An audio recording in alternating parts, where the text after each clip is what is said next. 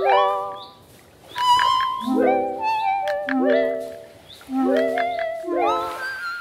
back to another episode of The Money Honey with me, your host, Rosalia Lazara Tilly, the founder and CEO of this podcast, The Money Honey, and of Manuka Media, a digital marketing and personal branding agency for financial services and property experts. Now, I know a lot of people in this industry, and this industry just keeps on giving. Even just when I think I know everybody, there's a bunch of new people that I've yet to meet that I still haven't met. And of course, as always, these relationships blossom from the wonderful world of LinkedIn. So most people, if you've been following this show for a while, most people come on the show who have never met me before, and we might just be LinkedIn friends, and then suddenly we bump into each other and it's a whole wonderful new relationship. Today is another one of those scenarios where I've been following this gorgeous Money Honey on LinkedIn. We've never really met apart from bumping into each other at an industry event. And here she is today representing and flying the flag high for women in specialist finance. So I am so delighted today to be joined by Natalie Glover, a development finance broker at SPF. Hi, Natalie. How are you doing?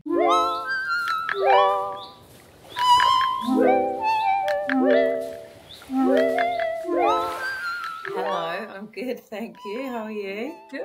Yes, I am doing really, really great. Thank you so much for asking. Happy Friday to you.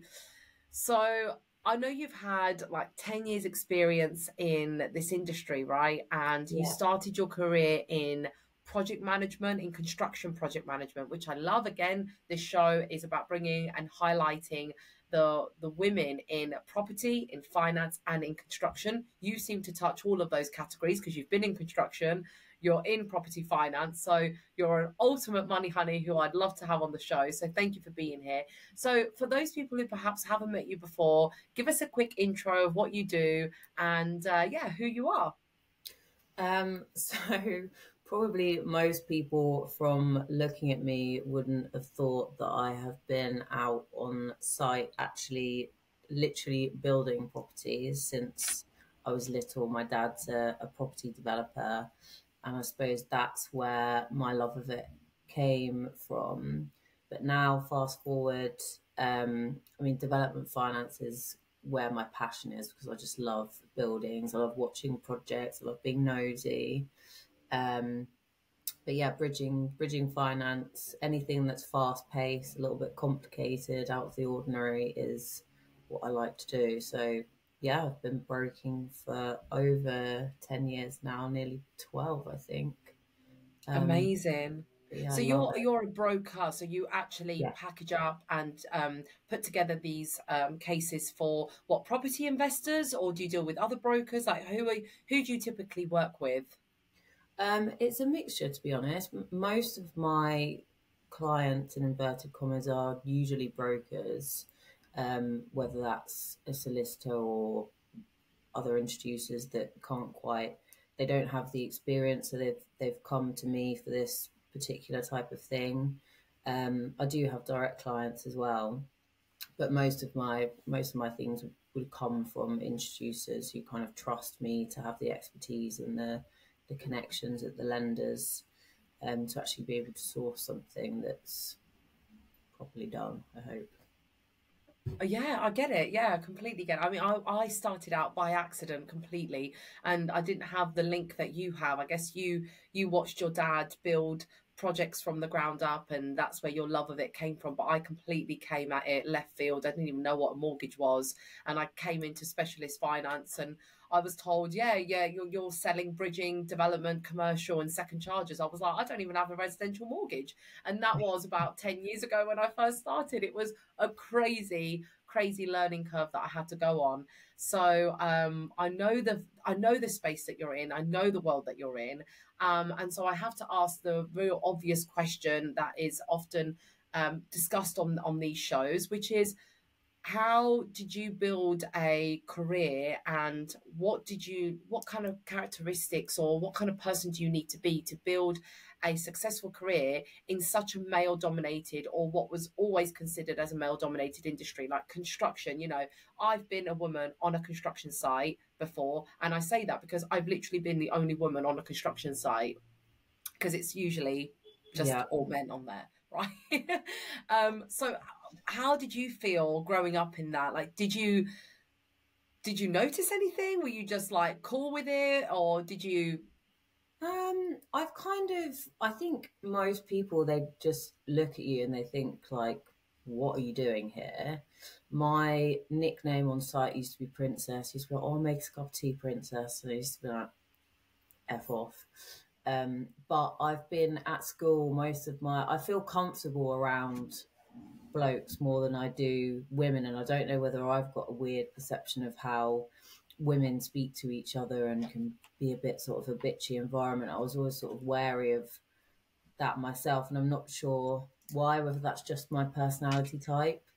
But growing up, I did always just slot into the kind of lad settings. Most of my sort of friends at school were lads. Obviously, spent a lot of time on the building site, down the builders' cafes. I went to university. I was the only girl on my course. Um, that's where I thrive, and I don't know whether that is because I realised that I liked the same things as a typical boy would. So I made myself fit into that space, or whether I've always sort of been like that. It's a bit of I'm not really sure. I think I am just a bit of a bloke trapped in a woman's body, really. I don't know. I don't Yeah, know I mean, whether. that is actually a thing, right? You know, there is this male, what you call like male energy, female energy, and that's how people relate to, you know, the environment that they're in, or the circle that they mix with. But you actually, without kind of making it a big thing, you were subject to, you know, you just said that on site you were called Princess, but you just had a way of dealing with it. So there is a stereotype, Oh, a definitely. conflict, I guess, that women do feel on construction sites, because maybe it doesn't come from you. Maybe you're completely comfortable, right, Natalie? You're very comfortable in your skin. It doesn't matter if you're male, you know, he, she, they, doesn't matter. You're yourself. That's great, and that shines through. But actually, maybe it's others' perception of a woman on a site, and your reaction to that was F off. Some people don't have the confidence to do that. Some people would just be like, oh my gosh, okay, or like, I don't know what to do. Like, where did you get that confidence from to be able to stand your own ground on a construction site, in finance, in property? And let's face it, being a broker is not easy. It is absolute Yeah. carnage. It's absolute chaos. How are you doing it? Where did you get your confidence from? I think I've probably had to learn it. Like when you're younger, you get taught certain things, and you think the world is fine until you hear different things, or like being called Princess on site, or like, what are you doing? That's playing rugby is a boys' game, or why are you playing football? That's for boys. And you're just sort of like, what? I like it. What's the problem? And you learn those kinds of things. But I don't know whether it was like my dad has he gives off a very sort of like typical strong bloke persona. And the fact when I was younger, he was always sort of fighting my corner, and it didn't really make sense that a typical bloke like him would be fighting a girl's corner sort of thing. It didn't really make sense. But I suppose I still go into rooms. I mean, I went to a dinner last night for United Trust Bank, and I just knew that you almost have to front it and pretend sometimes, because I just thought it's going to be a room full of blokes. They're going to look at me and think, well, who's that? Like, what is she doing here? Like this young girl that's dressed nicely or whatever it might be. And I don't know whether that's unfair, because I started speaking to some of them, and he was like, well, I haven't seen you like that. I've just assumed that everyone in this room is a broker. So some of it's you're never quite sure, and sometimes you just have to pretend and just go for it. But I do quite enjoy putting men in their place sometimes, but I don't know where that comes from. Probably the building site. Yeah, definitely. I think, siblings who grow up with like a brother and a sister and they learn to play fight, it kind of like helps them in the future, doesn't it? What you do on the Yeah. playground and how you play with your siblings might help you in the future in like in team environments. And your dad, kudos to your dad and shout out to, is it Mr. Glover? It is Mr. Glover, yeah. Yeah, Mr. Glover. Yeah, shout out to Mr. Glover for fighting his girl's corner and protecting you, because that could have, that taught you that you own your space there as well. I don't know. I'm not going to psychoanalyze it, but I just think it's really, really honourable and really great when you have a man in your life, or a colleague, a male colleague in your life, or a father figure, whoever, who actually steps in and says, no, sorry, that's not okay, and backs you up. I think that's maybe the space that within financial services or property, maybe that's why some women are a bit apprehensive about walking. Like, you just walked into a room full of brokers, right? And most of them, maybe 60%, maybe 70% were going to be male. And you walked in, I'm sure you got your beautiful dress on, and some women won't even attempt to do that. Like, some people won't even think twice about going into a room like that because they are nervous. They are apprehensive about what people might think of them. Is there Yeah. any practical, even though it comes really natural to you, or so it seems, that, you just like, yeah, I'm going to get dressed up. And, I don't even think about it twice now. I just get dressed. I'm like, yeah, I'm going to this gala dinner. And then on my way there, when I'm in the taxi, I'm like, oh shizzle, I'm on my own. Like, I'm actually on my own, and it's too late to back out Yeah. now. I'm like, I literally just need to go in and just smash it. But what would you give to a young woman who either wants to enter in financial services, or is a broker and is building their career, or is actually hiding in the wings, like someone who just isn't facing up to those rooms the way you are? What could you say to that one person to say, look, this is how to embrace it, this is how to handle it?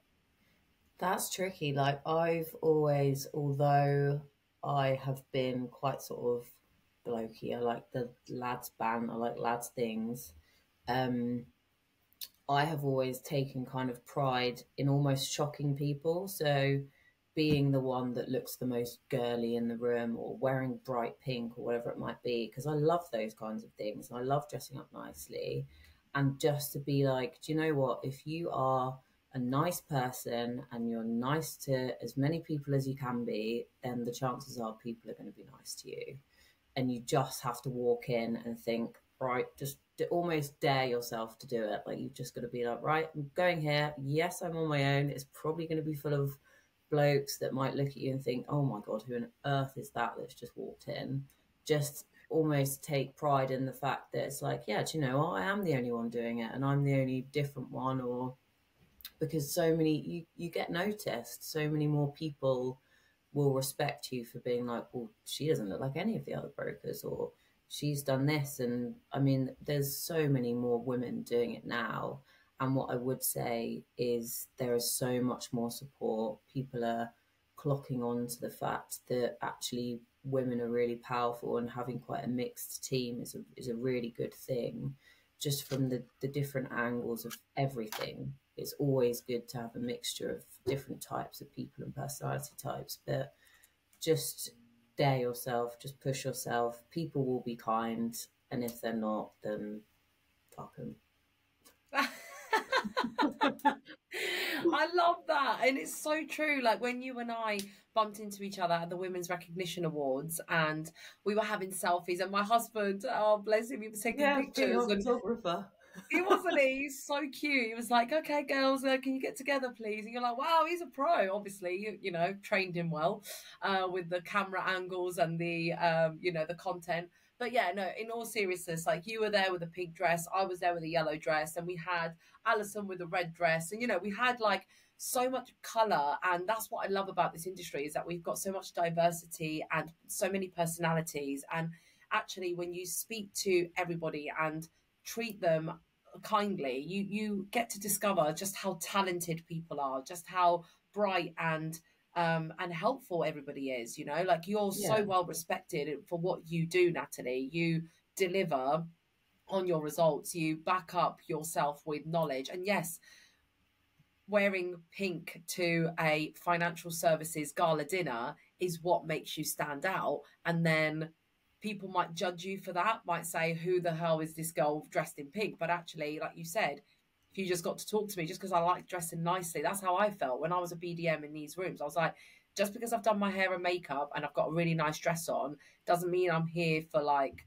just the vibes. I'm here to talk business. We're here to like actually, you know, make a living. Is that how Yeah. you feel when you're like at these events? And Yeah, definitely. And it was, it's weird because I feel like that myself and I'm worried what people think of me. But equally, I have actually found myself thinking the same thing about, and it's probably really bad to admit, thinking the same thing about sometimes other women in the room that kind of typically look like me. I've been like, well, they're wearing really nice dress, they're wearing nice shoes, they've done their hair and makeup, and they look beautiful or whatever it is. And I've been like, well, they're probably just sort of like the token woman. And you actually speak to them and you're like, do you know what? You're actually amazing. And I don't know why I have had that. Maybe it just comes from a place of insecurity myself, thinking that everyone's going to think that about me. I don't know. But I've been culprit to it myself and just thought, who's that, spoke to them and been like, oh my God, they're an absolute legend. They know exactly what they're talking about. Like, they're so funny, they're so kind. And yeah, I don't know. yeah, well, thanks for owning up to that. I mean, we've all been there. We've all judged a book by its cover, haven't we? Yeah. And it's tough because sometimes stereotypes are a stereotype for a reason. Like there is like someone does something or says something or acts in a certain way and you're like, oh my gosh, that is a typical, I don't know, like enter Yeah. insert Yeah. here. But yeah, I've certainly felt like that before, either about myself, like, you know, really conscious of, you know, how I'm showing up to these events or how much I'm drinking as well. Like I've always held back and been like, no, I'm just not gonna, you know, I'm not gonna let my guard down. And I'm just, and it's a bit hard because in a way that's the right thing to do. Like you want to respect yourself and you want to like hold your boundaries. But in other ways, it's like, wow, I'm so conscious. I wonder if like the men who are coming to this event tonight are conscious about how much they're going to drink and how much they're going to, or how they're dressed. You know what I mean? Like, I don't know if that Yeah. goes through their head as well. So I know that that is a common feeling that whether we're confident or not confident, we're all feeling it. But anyone listening to this right now and you've never seen me and Natalie at an event, you're more than likely going to find us on the dance floor, mingling with people, chatting to people. Like we are like life and souls of parties, aren't we? We love a Yeah, party. We love like definitely. meeting people. We love people, but we get shit done. Like Yeah. we mean business, we take care of business, we take care of ourselves, we take care of our customers, and we are doing it in a fun loving way. So if you're listening to this and you're feeling like, oh, I don't know how to do, like I don't know how Natalie does it, or Roz, I don't know how they embrace these conferences and events, because I get these comments a lot, like when people are like, how are you at another event, how did you do it? Like Natalie said, absolute gold here. Just do it anyway. Dare yourself to do it. What is the worst that can happen? And today, the key message here that I've really appreciated from Natalie, that I hope you've all grasped, is there is so much support out there. More and more women are in these rooms. More and more women feel like the way you feel. Everyone in the room is scared. Like if we're in the room, doesn't mean we're like, oh yeah, I know what I'm doing. Like most of us are probably in that room thinking, oh, are they judging me? Are they looking at me? Are they not looking at me? And we're in there anyway and having a good time. Yeah. And then you get to bump into people like Natalie, who like you're just like, oh, I don't know why I was scared in the first place. Like, what a great connection. Would you agree, Nat? Is that a good summary of what it is that, you know, even though you're a woman as a broker in specialist finance, in a in an industry that has a lot of like macho energy, that's how you've been able to survive, is you've owned it, you've done it daringly, and you've done it elegantly. Yeah. Just push yourself, dare yourself, get yourself out there as much as possible and just hope for the best and trust that you know what you're doing. So if you're kind of putting it out there, then hopefully everyone will agree too. But yeah, just dare yourself. I love that. And that is the message for today. Thank you to everyone tuning back in today and joining myself, Rosalia Lazara, and Natalie Glover from SPF. Dare yourself is the message. So do you dare yourself to, what are you going to dare yourself to do? Are you looking to enter this industry? Are you already in this industry and you're looking to elevate your presence? Maybe you're looking to get yourself out there more often. Maybe you're looking to expand your business, your customer base. Are you going to dare yourself to come to the next event? Are you going to dare yourself to call that client that you've been so hesitant to call, maybe because you think they're judging you?